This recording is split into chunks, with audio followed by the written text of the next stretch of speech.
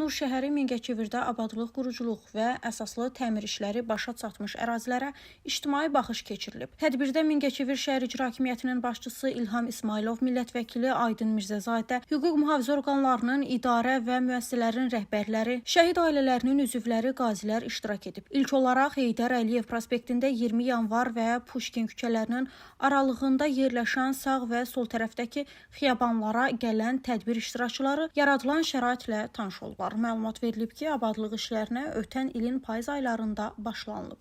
600 kvadrat metrdən artıq olan ərazidə mövcud olan bioloji ömrünü başa vurmuş ağaclar budanıb, tamet döşəmələr bərkidilib, ətrafına səkilər qoyulub. Layihəyə əsasən xiyabanlarda yaşıllıq zolaqları genişləndirilib. Park və yaradılmış şəraitlə yaxından tanış olan iştirakçılar daha sonra Müslüm Maqameyev prospektində Mənzil Kommunal Təsərrüfatı İstehsalat Birliyi əməkdaşlarının Mənzil Təsərrüfatı və Abadlaşdırma İdarəsi ilə birlikdə inşa edib ərsəyə gətirdiyi 76 saylı nümunəvi məhəlləyə baxış keçirib. Qeyd edək ki, bu məhəllə Müslüm Maqameyev, Rəsul Rza və Üzeyir Hacıbəyov küçələrinin qovşağında yerləşir. Mingəçevir şəhər Mənzil Kommunal Təsərrüfatı İstehsalat Birliyinin rəisi Şəhriyar Mustafayev ki, Novruz bayramı ərəfəsində şəhərin sakinlərinin rahatlığı və xoş istirahəti üçün şəhər rəhbərliyi tərəfindən iki xiyabanın və bir nümunəvi məhəllənin açılışı olduğu bu gün xiyabanlarımızda əsaslı təmir işləri aparılmış,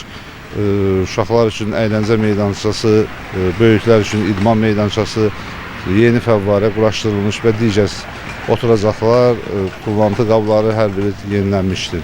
Məhəllə sakinləri yaradılmış şəraitə görə ölkə rəhbərliyinə minnətdarlıq ifadə ediblər. Günay Hüseynova, Rahim İbrahimoğlu, Rəvan Məmmədli bugün informasiya proqramı üçün.